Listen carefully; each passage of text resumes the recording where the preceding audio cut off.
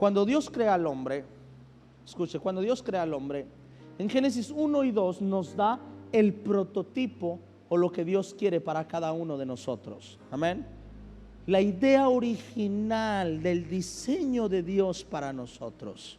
Amén. Cuando vamos a Génesis 1 y Génesis 2, vamos a ver el plan o el propósito de Dios antes de que se corrompiera. Amén. Cuando Adán se equivoca, cuando Adán peca, automáticamente Adán sale del propósito de Dios. ¿Estamos de acuerdo con eso? Yo he predicado mucho sobre Génesis 1 y Génesis 2. Cuando Adán peca, sale del propósito de Dios. Y empezamos a notar cómo es la vida fuera del propósito de Dios, o fuera de la presencia de Dios. Mientras que Adán estaba en el huerto, estaba en la presencia de Dios. ¿Está de acuerdo conmigo? La Biblia dice que donde hay alabanza, Jehová está en medio de eso. Y cuando hablamos de donde hay alabanza, no hablamos solamente de cuando cantamos, sino hablamos de cuando honramos. En pocas palabras, donde hay honra, ahí está Jehová. ¿Está de acuerdo conmigo? Donde hay alabanza, donde hay honra, donde hay adoración. ¿Está de acuerdo? Donde hay adoración, ahí está Jehová. ¿Por qué razón existen las iglesias? Y cuando hablo de las iglesias, hablo de los templos. ¿Por qué existen los templos? ¿Por qué razón de congregarnos? Porque hay gente que dice, no, yo no congrego, yo necesito congregarme. Dios está en todas partes. Amén. Pero ¿por qué razón, dice la Biblia, no dejes de congregarte como muchos tienen por costumbre? Dice su palabra. ¿Por qué razón venir a congregarse? Te voy a decir por qué. Porque cuando hablamos de una iglesia, hablamos de una casa o hablamos de un templo. Amén. Y cuando hablamos de un templo, hablamos de un lugar donde se le alaba y se le honra a Dios. ¿Está de acuerdo conmigo? Si Jehová habita en medio de la alabanza de su pueblo,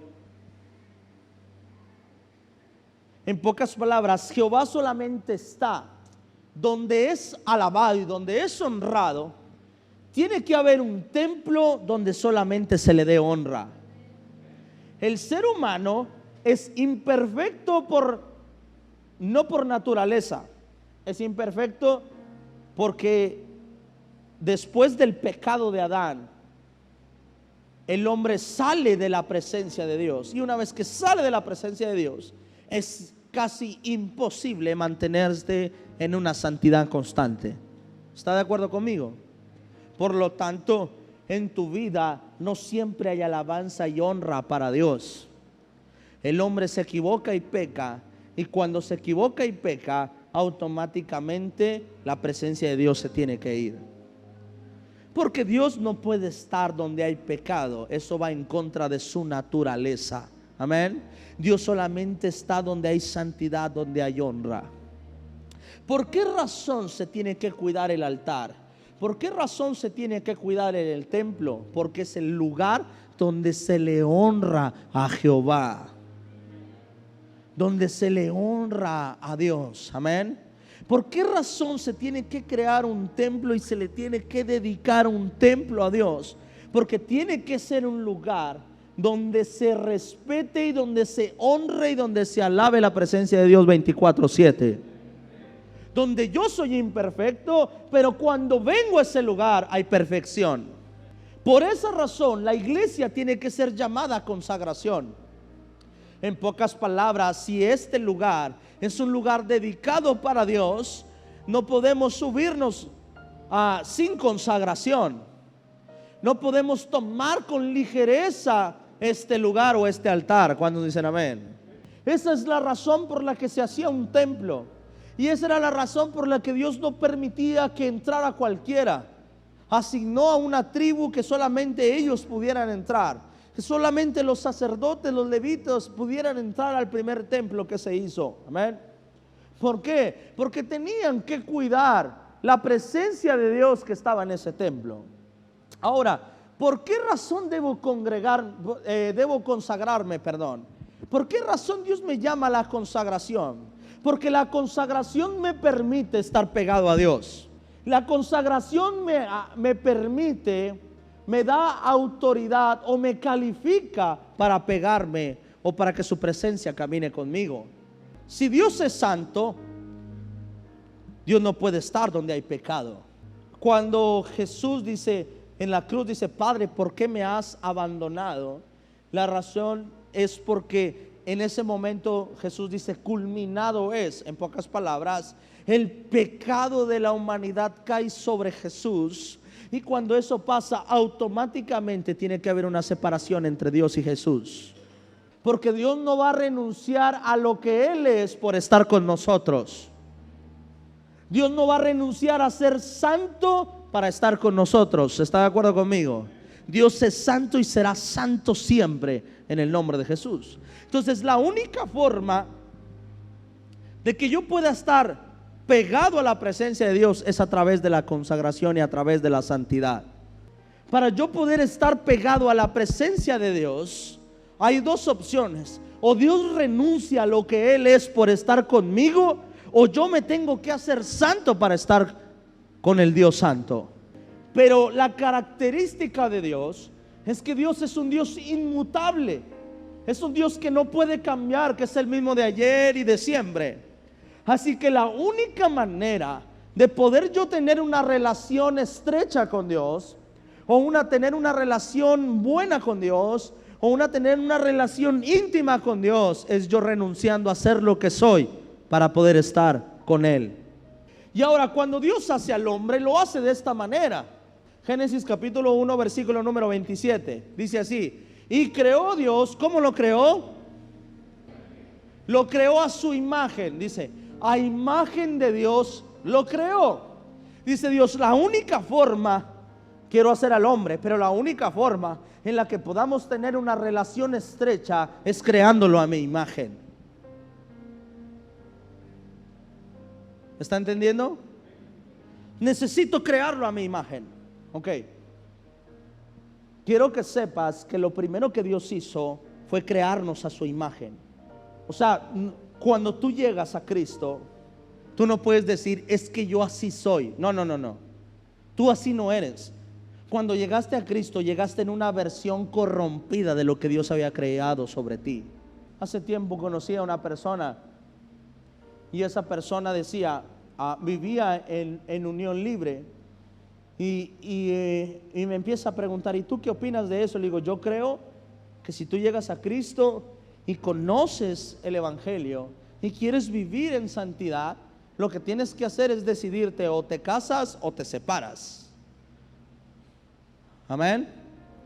Y él me contestaba: no, yo creo que no, porque cuando yo llegué a Cristo, Dios ya sabía que yo estaba en unión libre. Me dijo eso.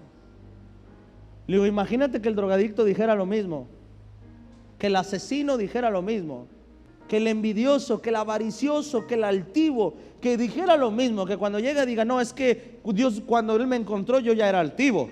Cuando llegamos a Dios, llegamos en una versión incorrecta de lo que Dios había creado sobre nosotros.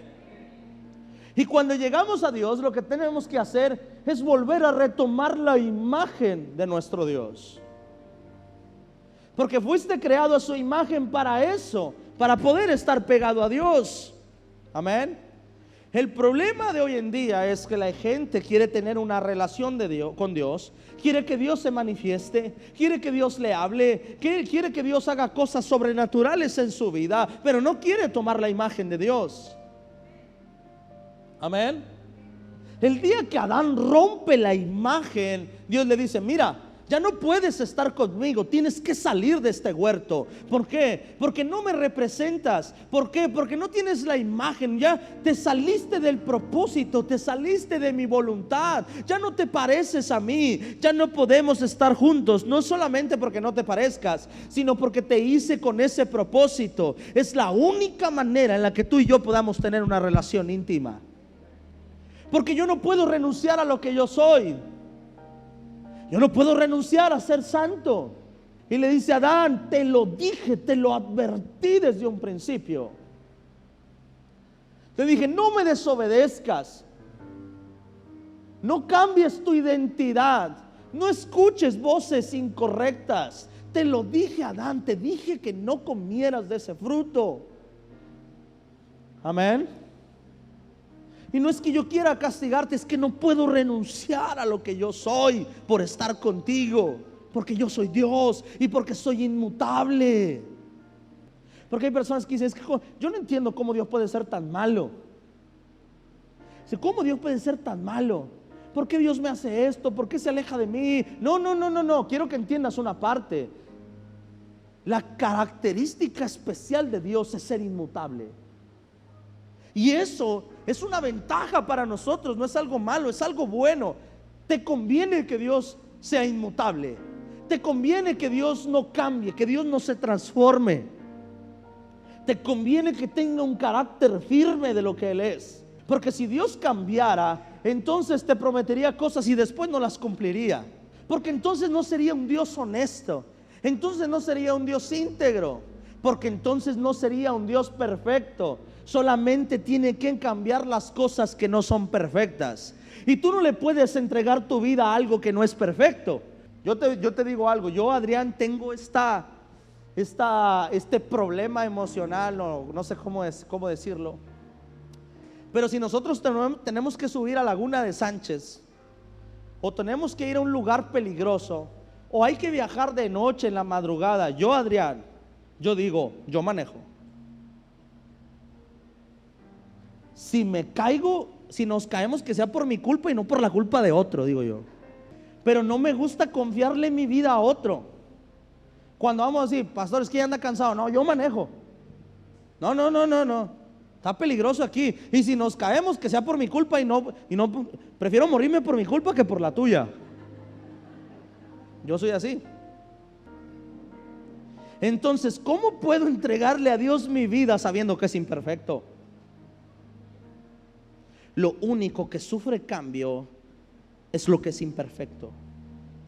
Aún los animales tienen que mutar, tienen que sufrir una transformación para poderse acoplar a los nuevos cambios o a los nuevos tiempos que hay.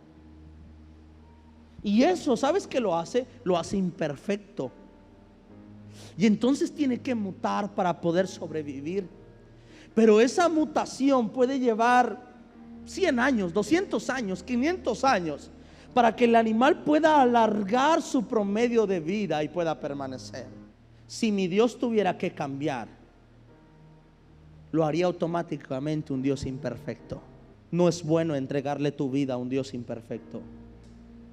Por esa razón, Dios crea a Adán y le dice: Adán, esta es la imagen que tienes que tener, porque yo soy perfecto. Y como un ser perfecto, no puede haber una mutación, no puede haber nada, no puede variar nada de mí.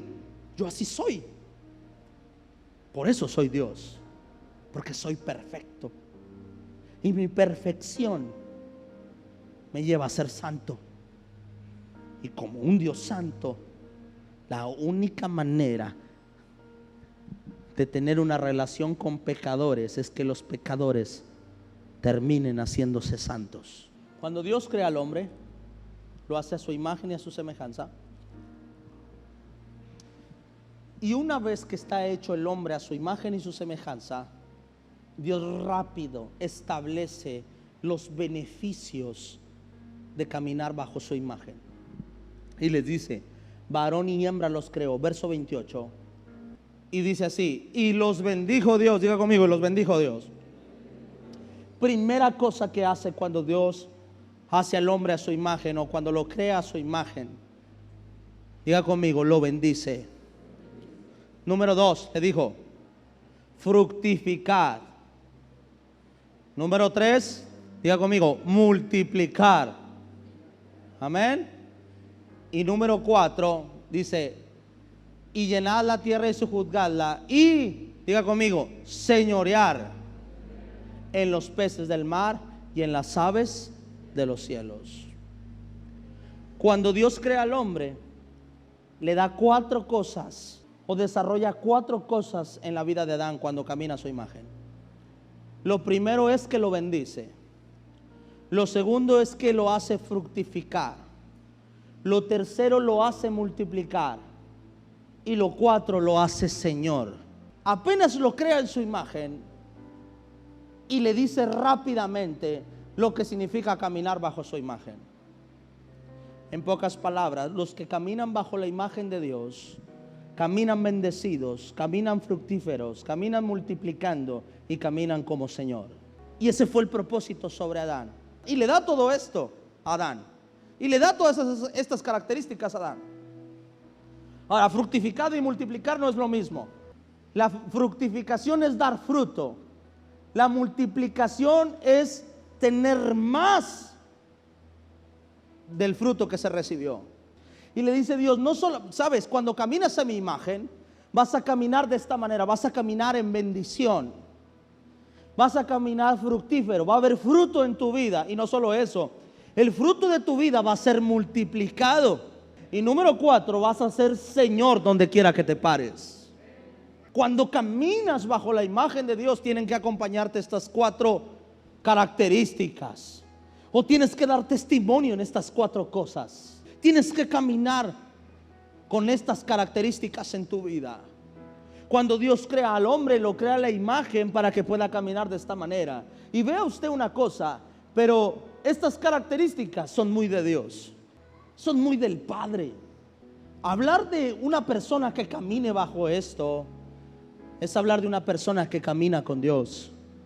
Hablar de una persona que es bendecida, hablar de una persona que fructifica, hablar de una persona que multiplica, hablar de una persona que señorea, es hablar de una persona que representa a Dios en esta tierra.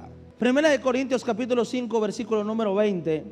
Así que somos ¿qué? En nombre de Cristo. ¿Y qué es un embajador? Diga conmigo, un representante. Dice, somos embajadores de Cristo. Dice, en nombre de Cristo, como si Dios rogase por medio de nosotros, os rogamos en nombre de Cristo que reconciliaos con Dios. Escuche esto. Entienda usted una cosa. Somos representantes de Cristo en esta tierra. Conságrate a Dios. Vuelve a Dios. Vuelve a su presencia. Vuelve a sus brazos. Pero la única manera de volver a sus brazos, ¿sabes cómo es? Consagración. Tomando la imagen. Por eso te estoy enseñando esto antes de venir a este versículo. Que yo no puedo decir, sí, Señor, voy a ti, pero sin haber un cambio en nuestra vida. No se puede, porque automáticamente hay una separación entre Dios y el hombre cuando hay pecado. Cuando no tenemos su semejanza, hay una separación. En pocas palabras, aunque nosotros digamos es que yo estoy con Dios, es que Dios está conmigo, pero si nuestra vida no refleja la imagen de Cristo, lo más seguro es que estés lejos de la presencia de Dios. Pastor, entonces puedo estar dentro de una iglesia y puedo estar alejado de Dios aunque esté dentro de una iglesia. Se puede. ¿Por qué? Porque la única manera de estar donde Dios está es cuando se le honra y se le alaba. No cuando levanto un canto, no. Cuando mi vida le honra, cuando mi vida le adora, cuando mi imagen es su imagen. Reconciliaos con Dios. Después dice otro versículo así, Hechos capítulo 20 versículo número 24. Pero de ninguna cosa hago caso, ni estimo preciosa mi vida para mí mismo, con tal que acabe mi carrera con gozo y el ministerio que recibí del Señor Jesús, para dar testimonio del evangelio de la gracia de Dios. No estimo mi vida, con tal de acabar esta carrera con gozo y dar testimonio del evangelio de la gracia de Dios. Quiero que entiendas esto porque esto es importante. Todos en nuestra vida debemos tener valores y debemos tener bases. Debemos tener valores y bases. En el liderazgo hace 2 semanas explicaba entre la diferencia de políticas y requisitos. En el reino de Dios hay políticas y hay requisitos. ¿Cuál es la diferencia, pastor? Te pongo un ejemplo rápido para que lo entiendas y después de ahí lo aplicamos a la Biblia. Si tú vas a una empresa, la política de la empresa es la siguiente.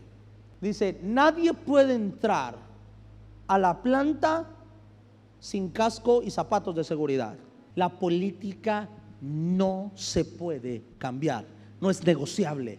Pero yo soy el supervisor, con mayor razón usted debe entrar con casco y zapatos de seguridad. Requisitos son negociables. Necesitamos en este puesto una persona de 30 a 50 años de edad, con una maestría en finanzas, que sea mujer, con 10 años de experiencia. Diga conmigo, requisitos. Llega una persona y dice, no tengo maestría en finanzas, pero tengo 10 años de experiencia, pero tengo un diplomado de esto, un diplomado de esto, un diplomado de esto. Tengo todo menos mi maestría en finanzas. Y la empresa puede negociarlo y decirlo, ¿cómo ven? Mira, tiene experiencia. No tiene 10, tiene 20 años de experiencia. Y la empresa dice, ok, que pase. Requisitos son negociables, las políticas no. Esa es la diferencia entre políticas y requisito. Que para yo estar pegado a Dios hay una política. Y la política es tener su imagen. Dice Dios, ¿sabes qué, hijo? La política mía, ¿sabes cuál es? No puedo renunciar a ser santo por estar contigo. No puedo renunciar a ser justo por estar contigo. Mi política es que no puedo cambiar, porque si cambio sería imperfecto. Entonces, aunque llore, aunque le cante a Dios 10 horas seguidas, pero si no tengo su imagen, no puedo entrar a su presencia. Cuando Dios saca al pueblo hebreo de Egipto, ¿sabes qué hace Dios? Los lleva al desierto para consagrarlos y cambiarles la imagen. Y era algo que Dios hablaba a mi corazón. Hay gente que se encuentra en el desierto porque quiero consagrarlo y quiero cambiarle su imagen. No les llevaba 40 años llegar a la tierra prometida, les llevaba días llegar a la tierra prometida. Pero Dios los tuvo 40 años en el desierto. ¿Sabes cómo? Porque les quería cambiar la imagen. Porque los sacó de Egipto, pero Egipto nunca salió de sus vidas.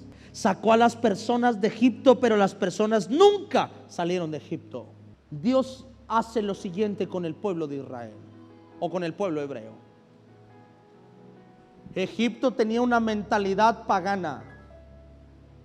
Egipto representa el mundo. El sistema egipcio representa el mundo. En Egipto adoraban otros dioses, no adoraban a Jehová de los ejércitos. El egipcio quería mantener esclavo al hebreo. No lo quería tener como señor. No lo quería tener como en el huerto. No lo quería bendecido. No lo quería fructífero. No lo quería multiplicado. No lo quería como señor. Lo quería como esclavo, pobre en miseria. Y el sistema egipcio lo quería tener así. Y Dios hace un llamado a todos aquellos que quisieran salir de ese sistema, y a través de Moisés convoca a los hebreos y les dicen, ¿sabe qué? Dios me ha llamado para liberar a este pueblo, para liberar al hebreo del sistema egipcio. Nos vamos a ir de aquí. ¿Quién se quiere ir conmigo?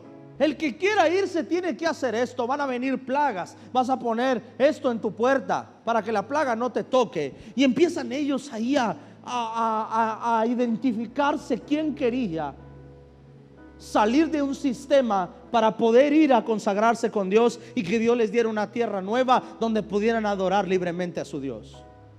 Ese es el trasfondo del por qué Dios saca a los hebreos de Egipto. Dios le dice, te voy a dar una tierra donde allá no va a haber otros dioses. Acá no va a haber un faraón. Acá lo único que va a haber es un profeta que te va a llevar a adorarme a mí como Dios único y verdadero. Y les dice, te voy a sacar y te voy a llevar allá. Pero les dice, ¿sabes cómo va a ser? Va a ser una tierra donde fluye ¿qué? Leche y miel. Dice, es una tierra donde vas a ser bendecido, fructífero, multiplicado. ¿Y sabes qué es lo mejor? No vas a ser esclavo, vas a ser señor en esta nueva tierra. Vea usted una cosa, ¿no estaba haciendo lo mismo que hizo con Adán en el huerto?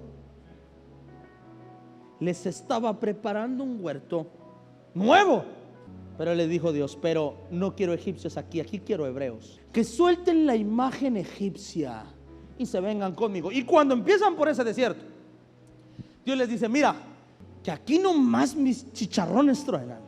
Ve al Dios que vas a adorar. Y se abre un mar. Nada más para que veas que acá no necesitas 20 dioses. Aquí con un Dios tienes, pero un Dios perfecto. Nada más para que veas. Ahí les van 10 plagas, nomás para que veas. En ese tiempo el sistema egipcio era el sistema más fuerte del mundo. Todos se sometían a ellos. ¿Sabes quién fue el que los hizo fuerte?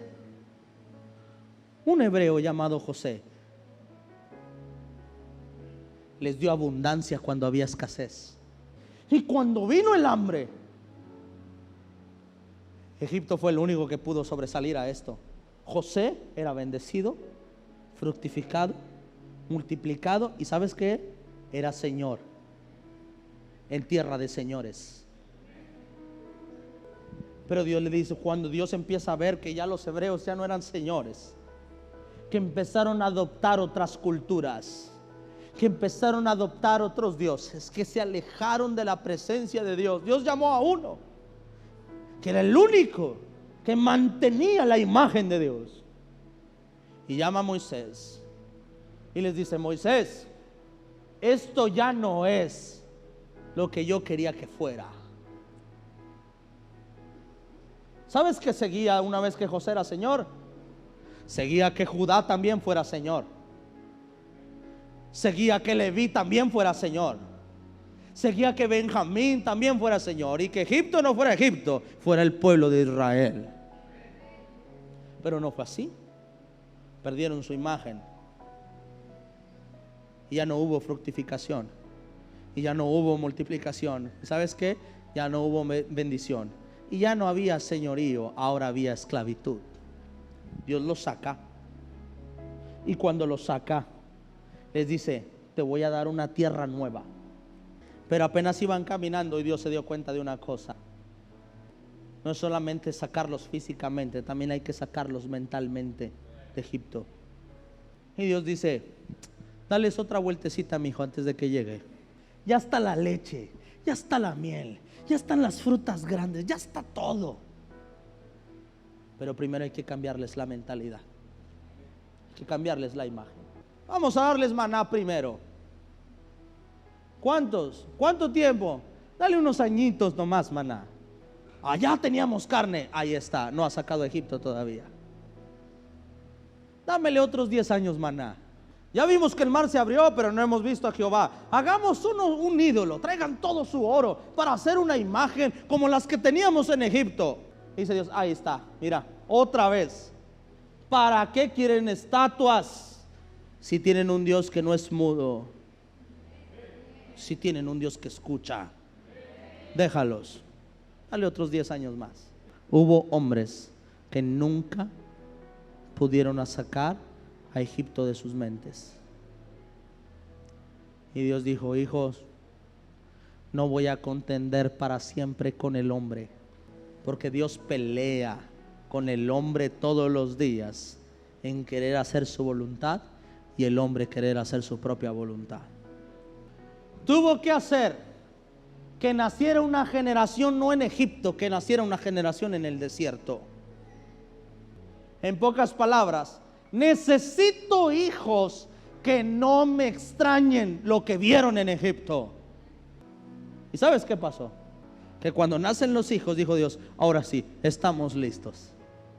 Y Dios le permite a Moisés y le permiten a unos que otros viejos de Egipto que vean que el problema nunca fue encontrar la tierra prometida, que el problema es que nunca sacaron a Egipto de sus mentes. Y le dice Josué, ¿estás listo? Dijo, sí. Y les dice, no vas a pelear. Desde ya quiero que entiendas una cosa, que si tomas esa tierra, la vas a tomar porque me alabas y porque me honras. Hay cosas que Dios va a detener en tu vida. ¿Sabes por qué? Porque todavía no tienes su imagen. Y muchos de nosotros hemos visto el mar abrirse en nuestra vida. Muchos de nosotros Dios también se nos manifestó al principio para que no dudáramos de Él, pero no hemos querido salir de Egipto, y eso nos mantiene en un desierto comiendo maná, porque Dios quiere cambiar tu mentalidad y quiere cambiar tu imagen. Hay cosas en mi vida que yo tengo que aprender a agarrarlas. Hay promesas en su palabra que no van a venir a mi vida si no represento al Señor. Vea lo que Dios hizo con el pueblo de Israel. Si no aprendían a honrar, a alabar, a lo mejor se aventaban 80 vueltas. Pero Dios quería dejarles claro una cosa: que no se te olvide que tomaste esta tierra y la tomaste alabándome y adorándome. Que el día que dejes de honrarme vas a perder una vez más esta tierra, porque la obtuviste por honra, la obtuviste por alabanza, y por eso te bendigo, te hago fructífero, te hago multiplicar y te hago Señor. Y el día que pierdas esto, este día vas a salir de aquí y las murallas se van a levantar aún más fuerte. Que no se te olvide que la promesa se toma con honra.